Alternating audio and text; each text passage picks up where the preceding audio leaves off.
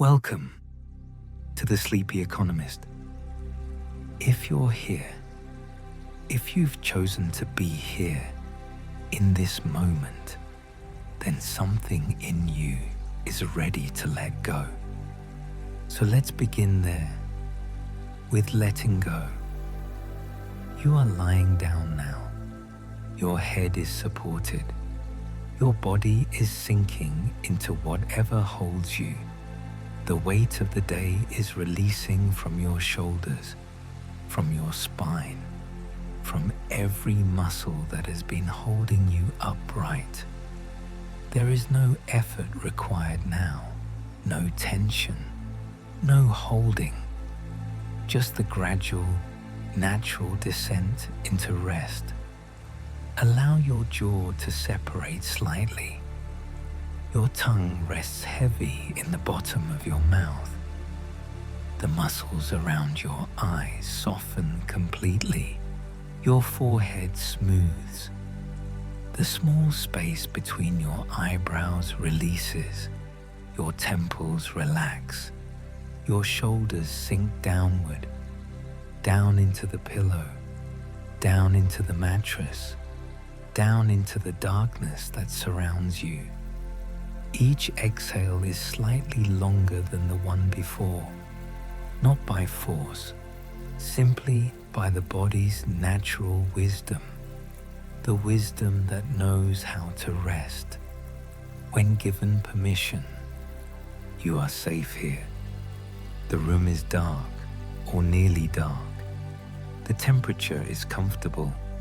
There are no tasks remaining. Nothing requires your attention. No decisions await. The day has ended. The night stretches ahead, long and without structure or demand. Tonight, you're going to hear about something that happened a very, very long time ago, in a place so distant that it exists now, only in sand and stone and memory. We are going to Egypt, not the Egypt of today, but Egypt as it was 4,000 years ago, when the pyramids were new, when the Nile ran through a different world entirely. This is a story about objects, about things, about how certain things became more than things, how they became symbols, how they became desire itself. This is the story of the world's first luxury brand, though no one called it that, though the word brand would not exist for thousands of years.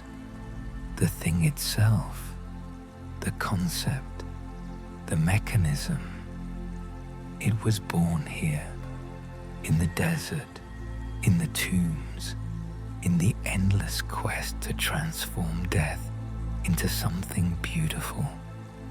You do not need to remember any of this. There will be no test. No one will ask you tomorrow about Egyptian burial practices or the origins of luxury. The information you're about to hear is historically accurate, but existentially unimportant to your life. It will not help you. It will not burden you. It simply exists, like sand, like stars, like the slow movement of centuries. If you fall asleep in the next 5 minutes, you have succeeded perfectly. If you remain awake for 20 minutes, listening, you have also succeeded. If you hear every word and still lie here with closed eyes, breathing slowly, you have succeeded because you have rested. You have given yourself permission to stop. That is enough. That is always enough. Imagine, if you can, that you are somewhere else, not in movement, but in thought. You are standing in a valley, the Valley of the Kings. It is not yet called this. That name will come later. For now, it is simply a dry riverbed, a canyon carved by water that no longer flows. The walls are limestone, pale gold in the late afternoon sun. The sky above is cloudless, deep blue, endless. The air is very hot, but you do not feel it. You are an observer, invisible, incorporeal. You watch as men move in the distance, small figures against the vast stone. They are carrying something, moving slowly, deliberately. The sound of their footsteps is muffled by sand. Nothing dramatic is happening. Nothing will happen. You are simply here, witnessing, watching the light change as the sun moves lower, feeling the immensity of time. The way this valley has stood here for millions of years will stand for millions more, indifferent to everything. Let us begin with death, because that is where luxury begins. In Egypt, in the year 2500 before the Common Era, death was not an ending. It was a transition, a journey. The physical body died, yes. Everyone understood this. But the Kehar, the life force, the essential self, this continued. It traveled to the afterlife, to the field of reeds, a place of eternal abundance, eternal peace. But this journey required preparation, extensive preparation. The body had to be preserved, mummified, wrapped in linen, placed in a coffin, then another coffin, then another, each layer protecting the one within, each layer more elaborate than the last. The tomb had to be prepared, a chamber carved into rock, deep underground, hidden, protected. The walls had to be painted, decorated with scenes from life, scenes from the afterlife, instructions, spells, the Book of the Dead, written in hieroglyphs, guiding the deceased through the dangers of the underworld, and objects, so many objects.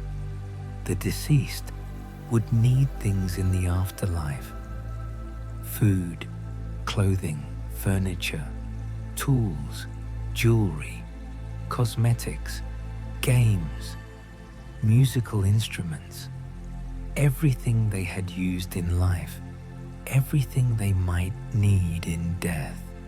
All of it had to be placed in the tomb, arranged carefully, positioned according to ritual and tradition. This is where it begins, with these objects, not with the objects themselves, but with what they represented. A simple wooden chair is just a chair, but a chair carved from ebony, inlaid with ivory, with legs shaped like lions' paws. This is something else. This is a statement, a declaration. This says, the person who owned this chair was important, was powerful, was worthy of beauty, was connected to the divine. The materials mattered. Ebony did not grow in Egypt. It came from far away, from Nubia, from the lands to the south. Acquiring it required trade, required connections, required wealth. The wood itself became a symbol of reach, of influence, of the ability to command resources from distant places. Ivory came from elephants. Elephants did not live in Egypt. They lived in Africa, far to the south. Obtaining ivory required expeditions, dangerous journeys through hostile territory. The ivory represented not just wealth, but courage, power, the ability to organize and execute complex ventures. Gold came from the desert, from mines in the eastern hills, from Nubia. It was rare, difficult to extract.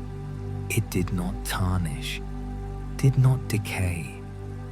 In a land obsessed with permanence, with defeating death, gold was the ultimate material, eternal, incorruptible, divine.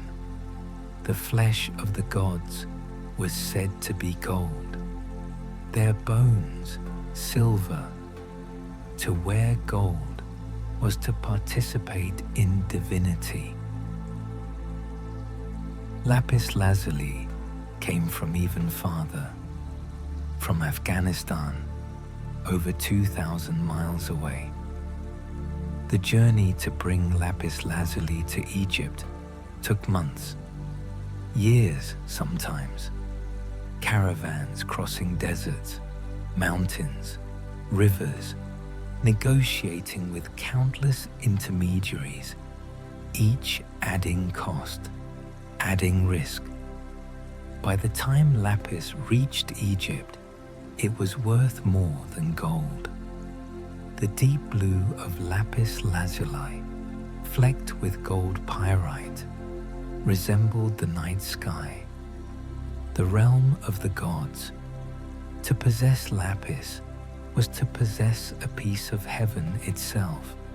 It was used in jewelry, in amulets, in cosmetics.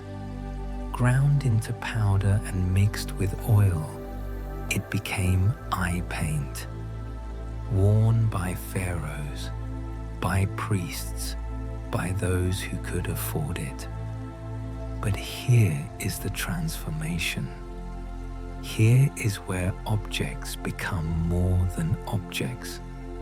The lapis itself, the physical stone, this was valuable.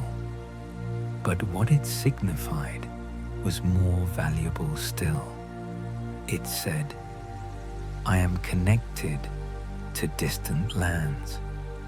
I command trade networks spanning continents. I possess what is rare, what is beautiful, what is divine. I am not ordinary. I am exceptional. I am chosen. This is luxury, not the thing itself, but what the thing communicates, the story it tells, the identity it constructs. This understanding, this mechanism, was born in Egypt, in the tombs, in the obsessive documentation of status through objects. Your breathing has slowed now. The details of trade routes and precious materials are washing over you like warm water. You do not need to hold them. They flow past, present for a moment, then gone. The names of stones and metals, lapis, gold, ivory, ebony, They become sounds, just sounds, vibrations without meaning, gentle, repetitive, rhythmic. Let them go. Let the information drift away like smoke. You are not here to learn. You are here to rest, to descend, to release the day and everything it held. The craftsmen who made these objects were not ordinary workers. They were specialists, masters of their craft. A man might spend his entire life learning to carve stone, to shape gold, to inlay precious materials into wood. These skills were passed from father to son, from master to apprentice, closely guarded, revered. The workshop of a royal craftsman was a sacred space. Tools were kept in perfect condition. Materials were treated with reverence. The act of creation was itself a form of worship. Because these objects were not merely functional, they were not just chairs or boxes or jewelry. They were vehicles for the soul, instruments of transformation, bridges between the mortal and the divine. Consider a simple box, a container for cosmetics perhaps. In the hands of an ordinary craftsman, it would be plain wood, functional, adequate. But in the hands of a master working for a pharaoh, it became something else entirely. The wood was cedar, imported from Lebanon. The lid was inlaid with ebony and ivory in geometric patterns. The interior was divided into compartments, each lined with gold leaf. The hinges were bronze, cast and polished to a mirror finish. The exterior was painted with scenes of the goddess Hathor, protector of beauty and love.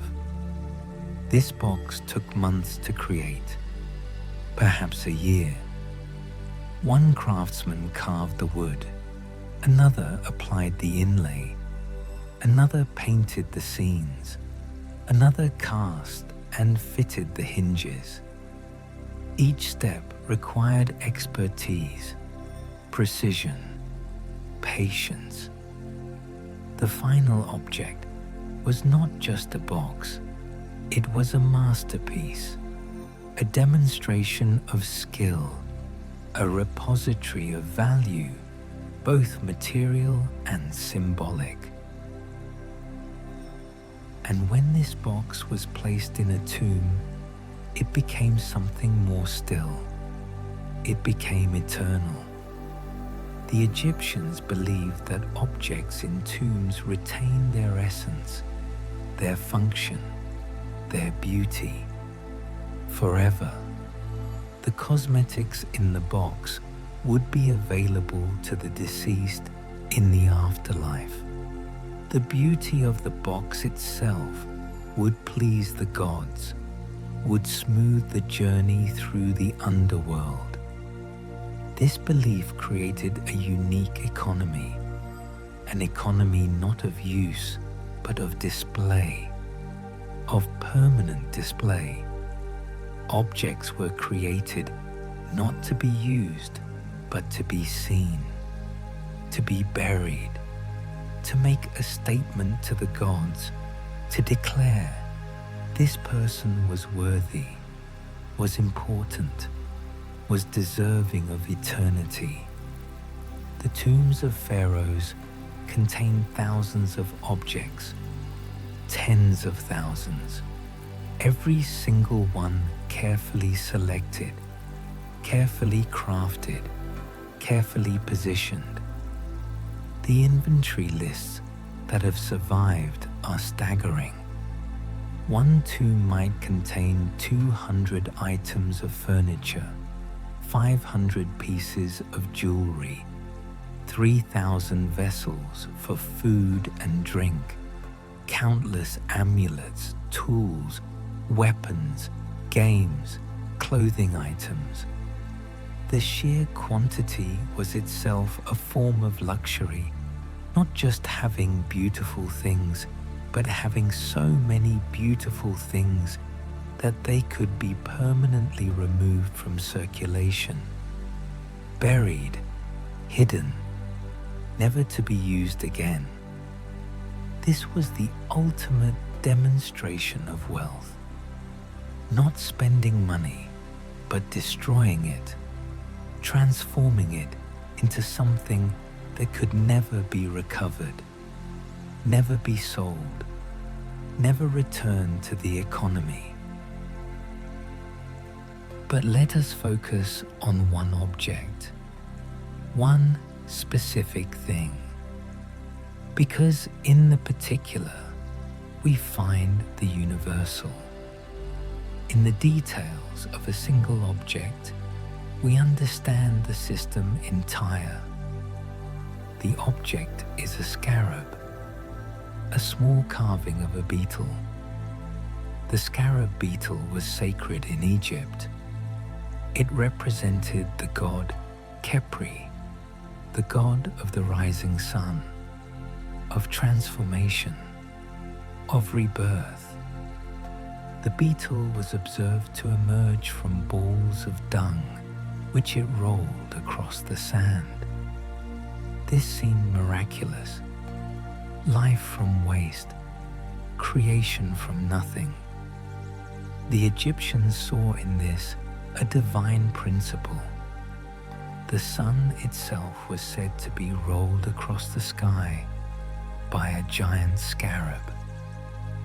Scarabs were carved from stone, from faience, a glazed ceramic, from precious materials. They were worn as amulets, pressed into clay to seal documents, placed in tombs by the hundreds. They were ubiquitous, common even. But some scarabs were not common at all.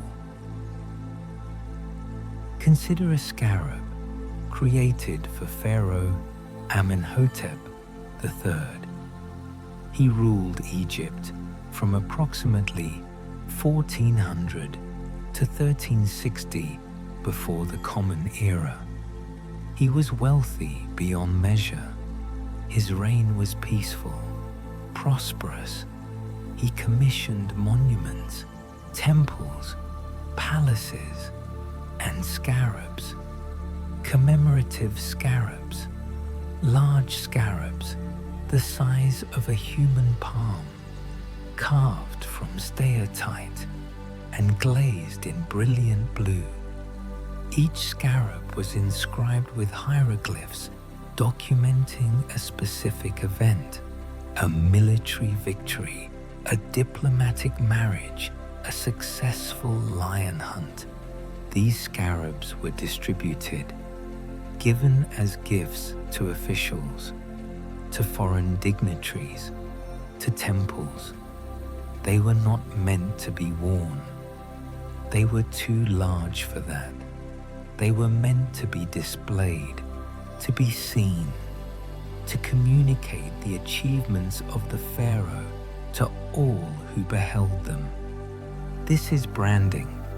Centuries before the word existed, the scarab itself, the image of the beetle, was already a powerful symbol.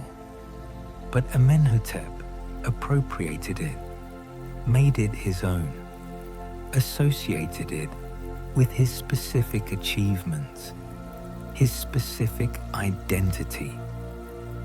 When people saw these scarabs, they thought of him, of his power, his success, his connection to the divine.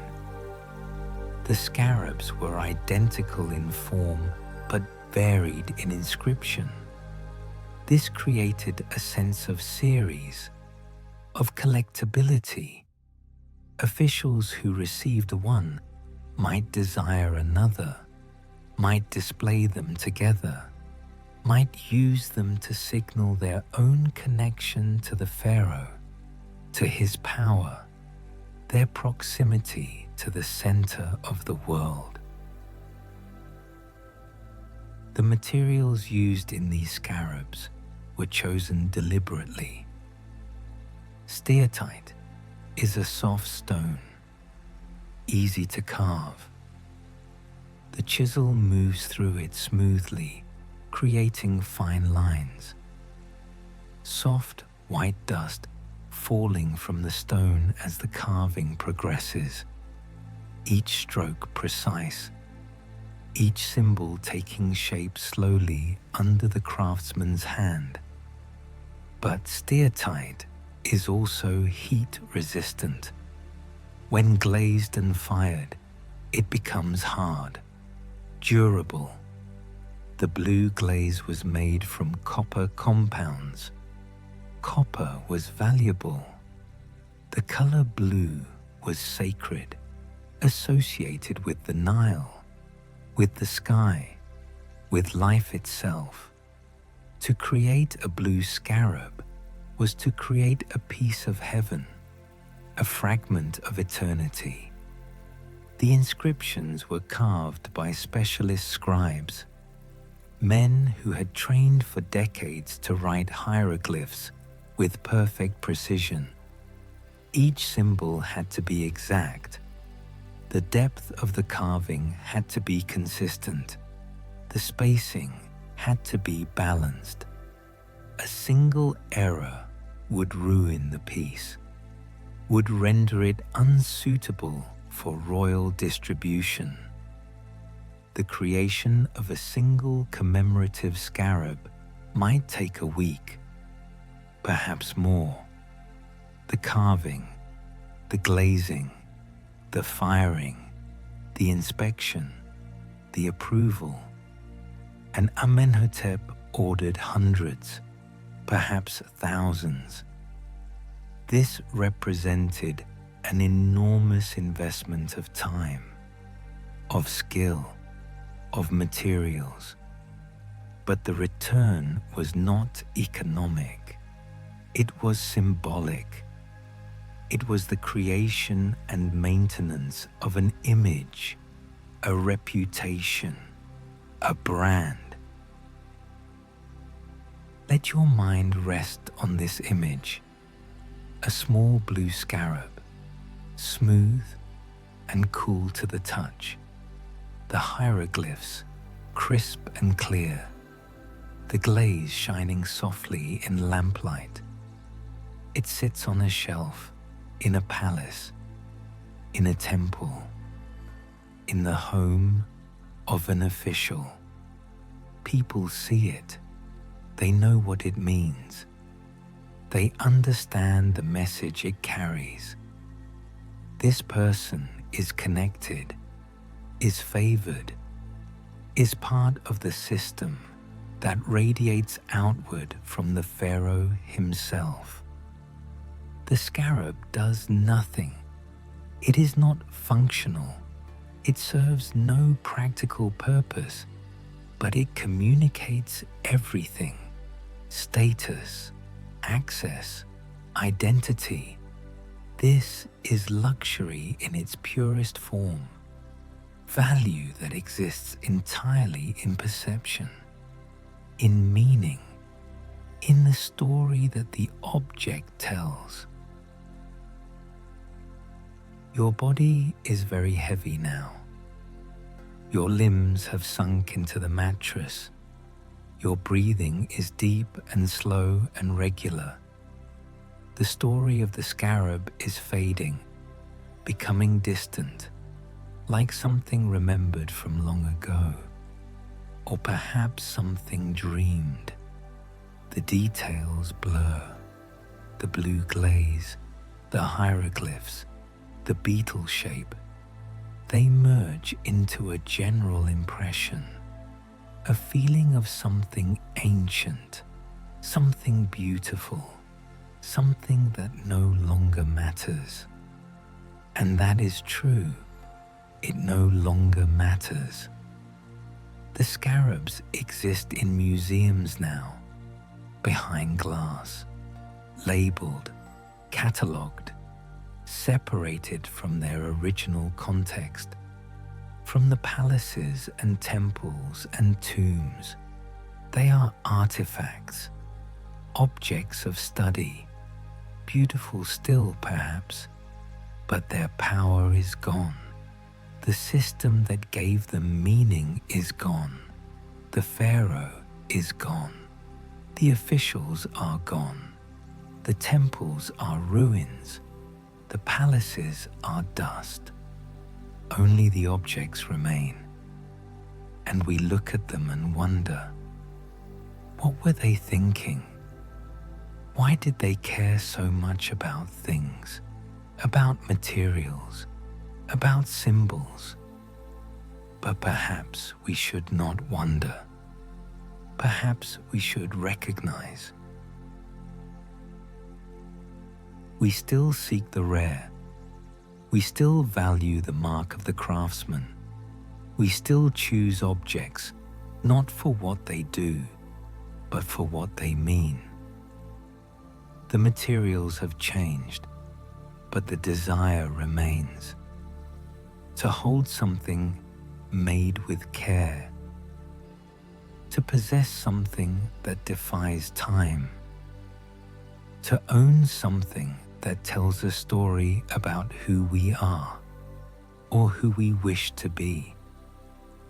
The mechanisms are the same. Scarcity, craftsmanship, storytelling, association with power, with beauty, with something beyond the ordinary.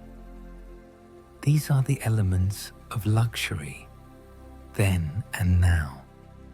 The formula has not changed. Only the specific objects, the specific materials, the specific stories.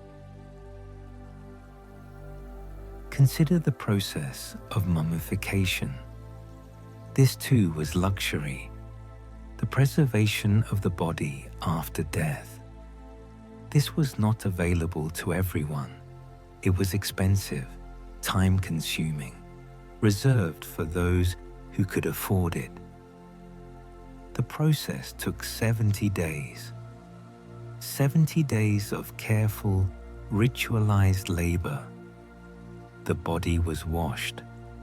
The internal organs were removed and placed in canopic jars. The brain was extracted through the nose with a long hook.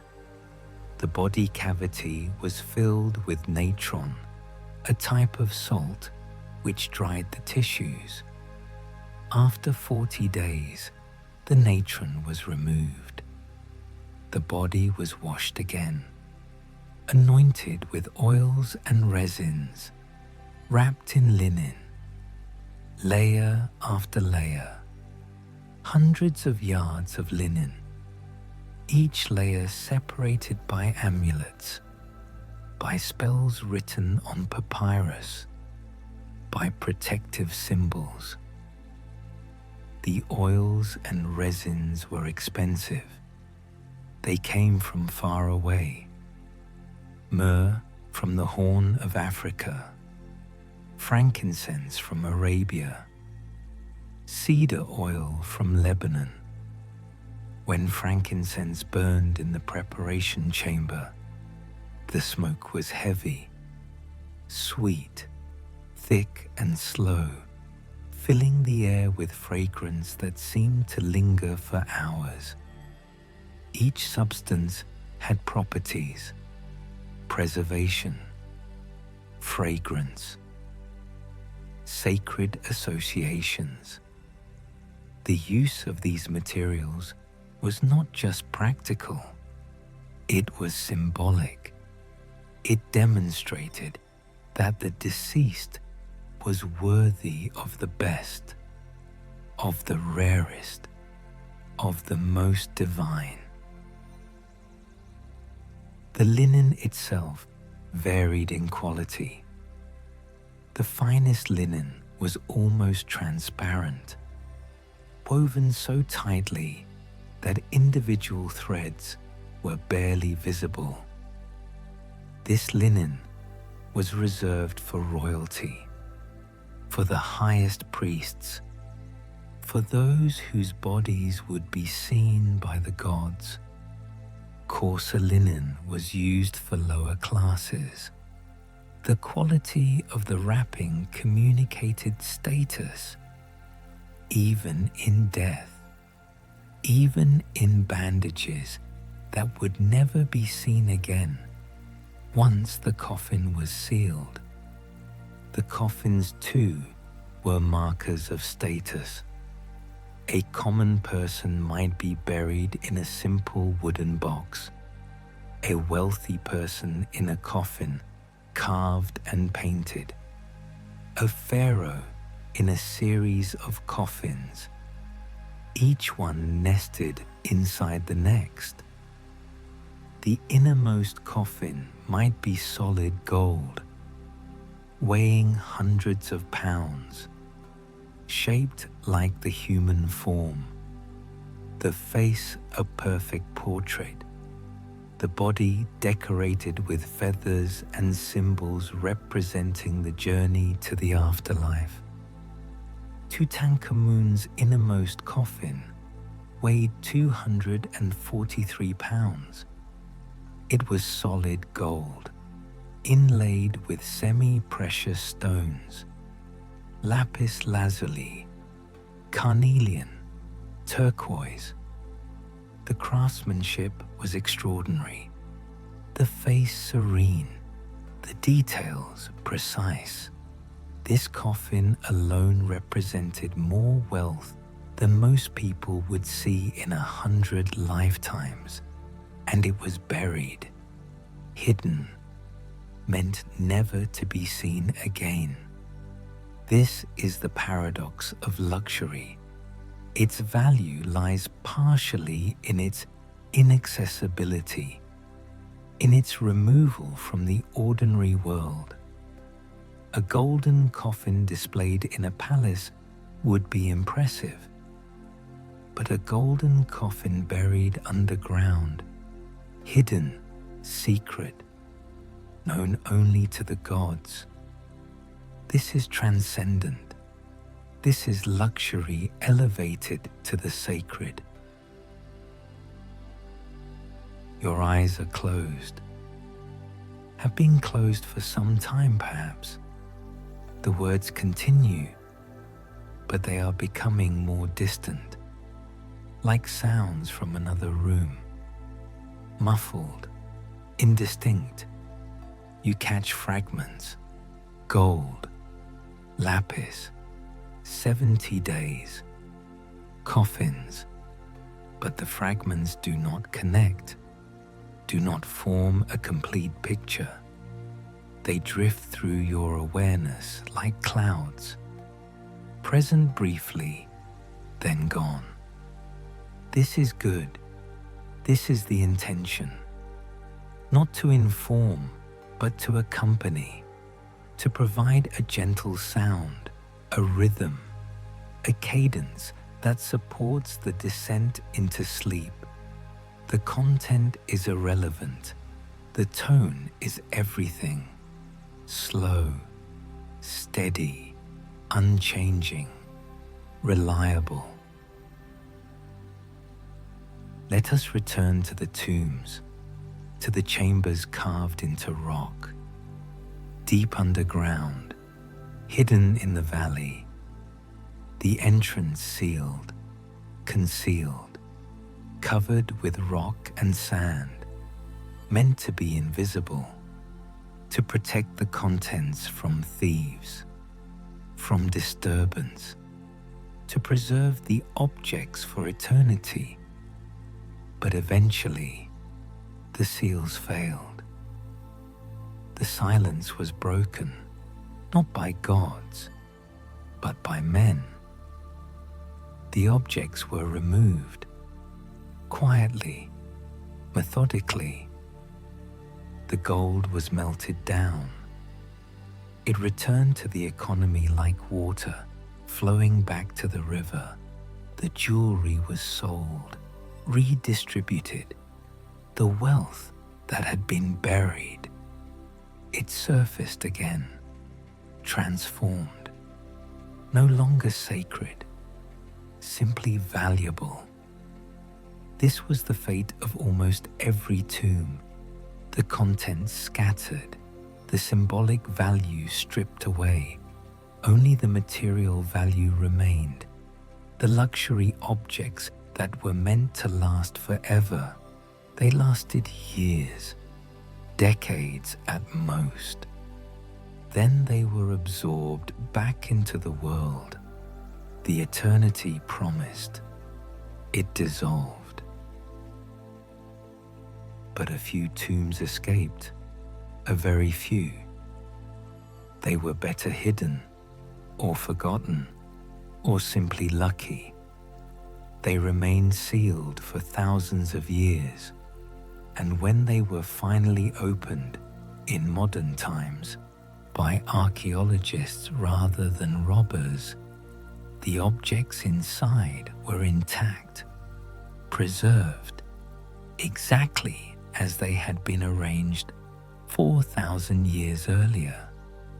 The most famous is the tomb of Tutankhamun, discovered in 1922 by Howard Carter.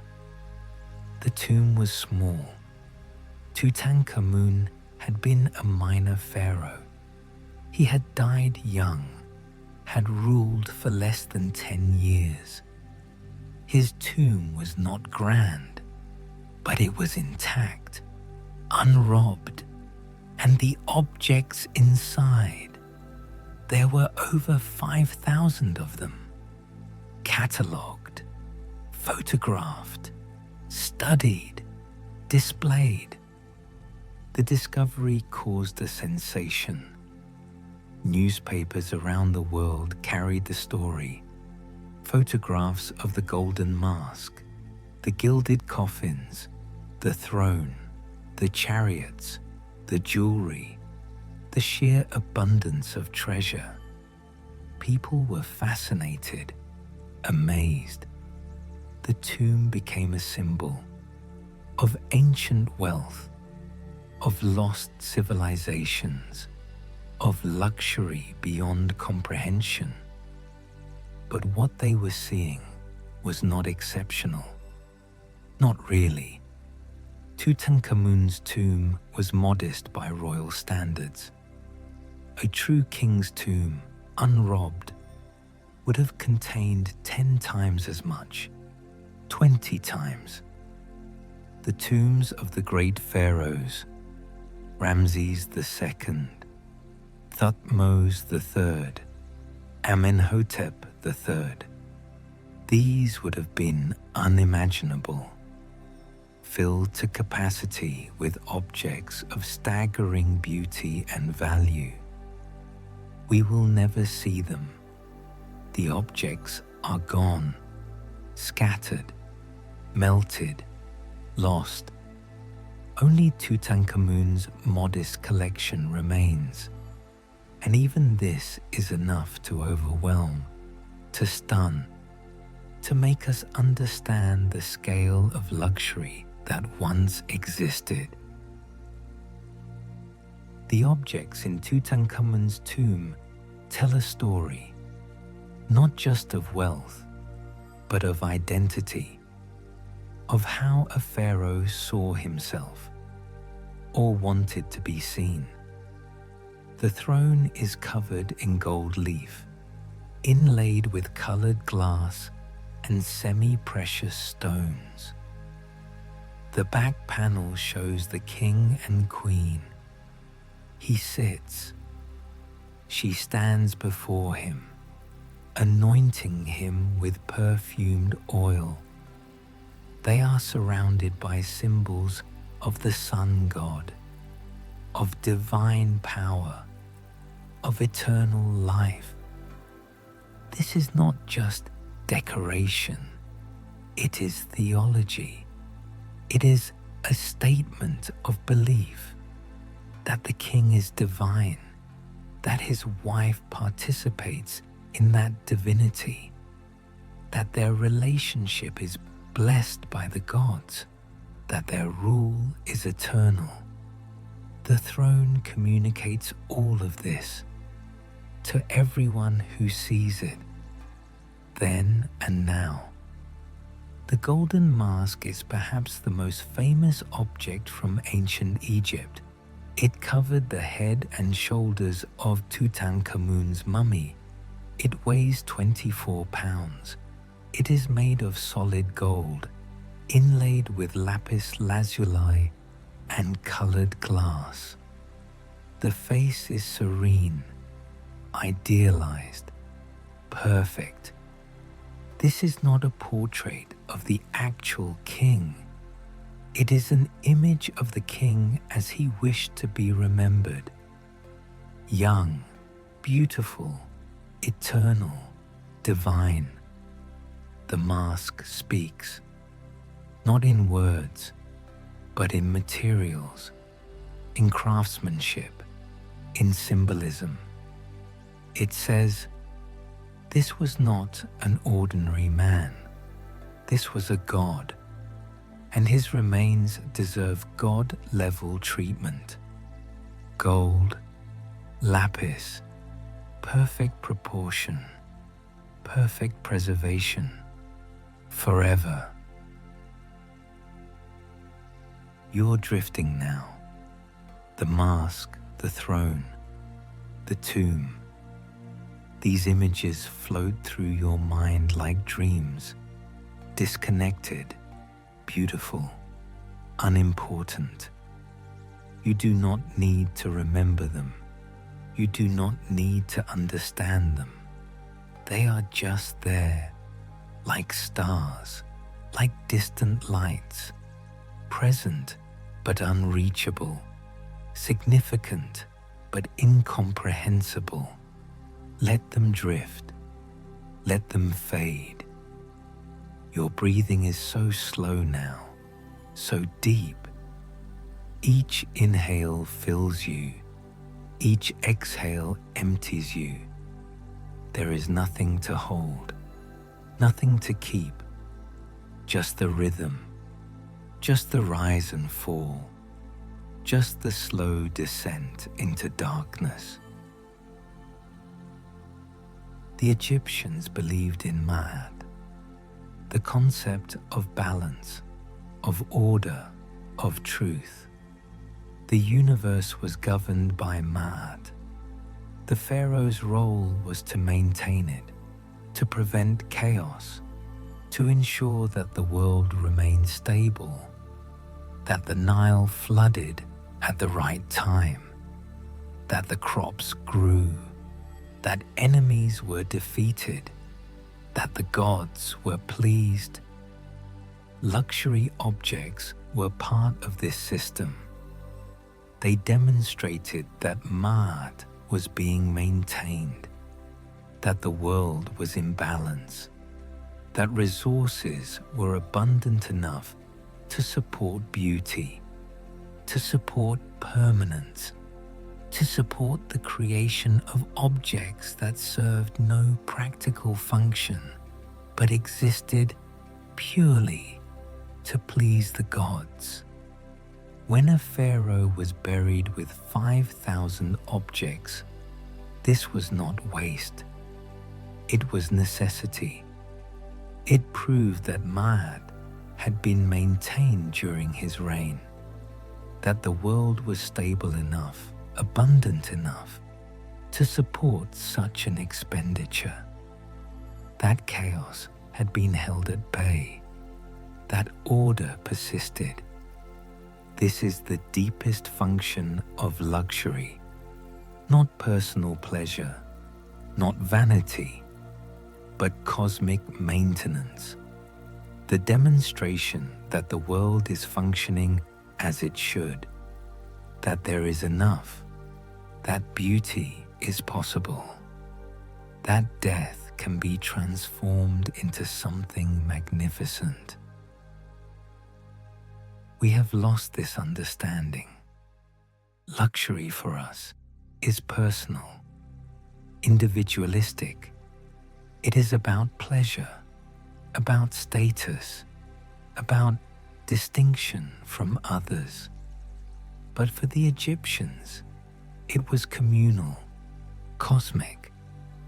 It was about maintaining the order of the universe itself, about pleasing the gods, about ensuring that the cycle of life and death continued, that the sun rose, that the Nile flooded, that civilization persisted.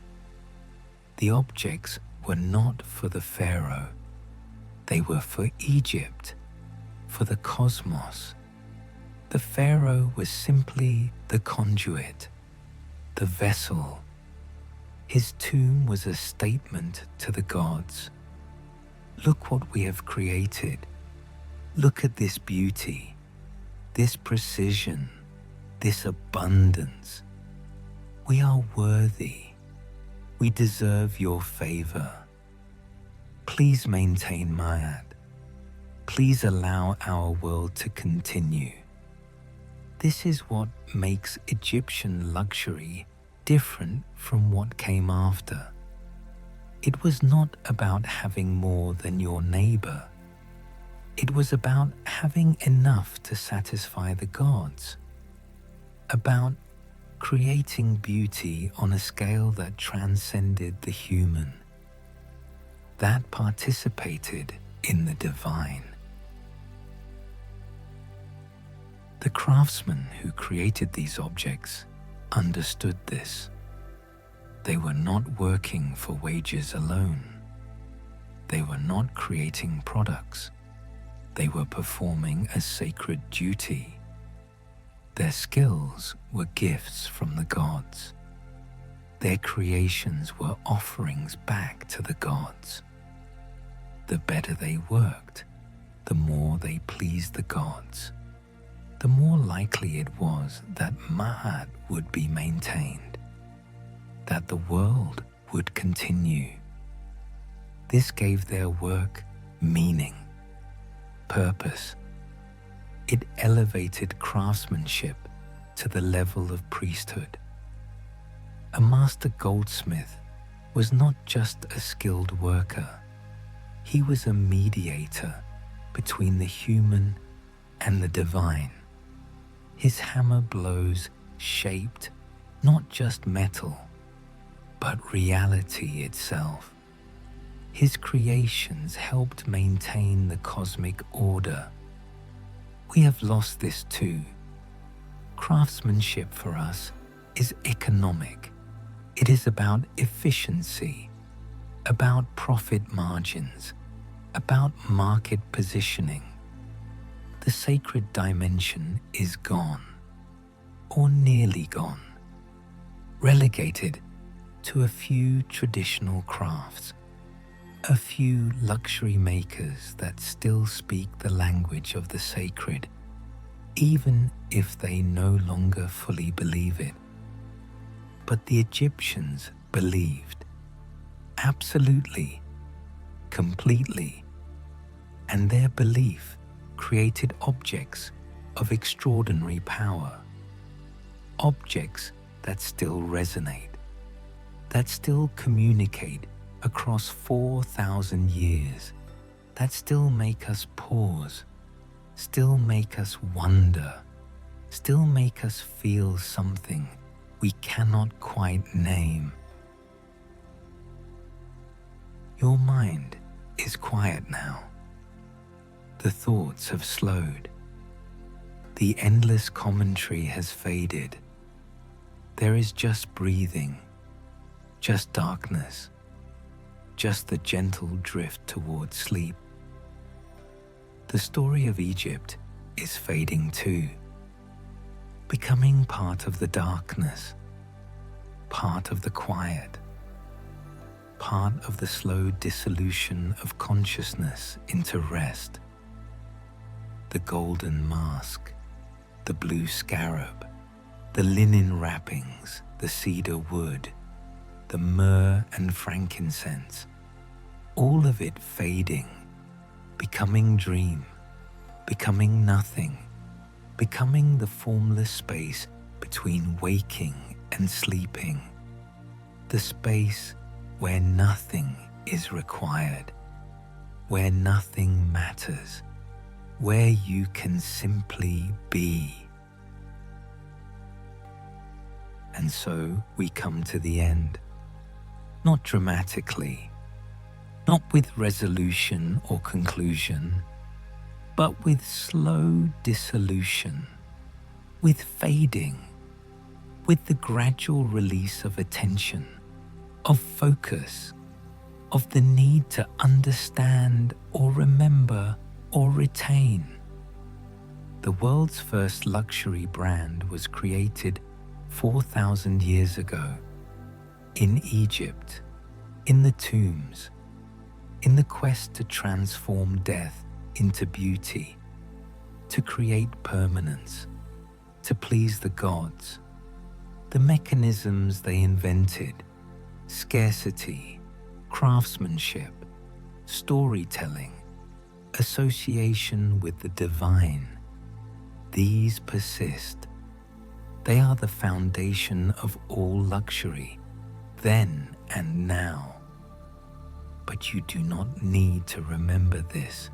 You do not need to carry it with you. It can simply exist, like the tombs themselves, hidden, buried, present but unseen, significant but distant, part of the vast, quiet accumulation of human history, the endless procession of people making things, valuing things, burying things, forgetting things. The Egyptians are gone, the pharaohs are gone, the craftsmen are gone, the objects remain in museums, behind glass, silent, beautiful, meaningless now, perhaps, or meaning something different, something we can barely grasp, something that touches us without words. And you, lying here in the darkness, you are becoming like the objects, silent, still, beautiful in your rest, meaning nothing, meaning everything, simply existing, simply being, without purpose, without function, without the need to be anything other than what you are in this moment, which is almost asleep, which is drifting, which is letting go. The golden mask is fading. The blue scarab is gone. The tomb is empty. The desert is silent. And you are sleeping. Sleep now.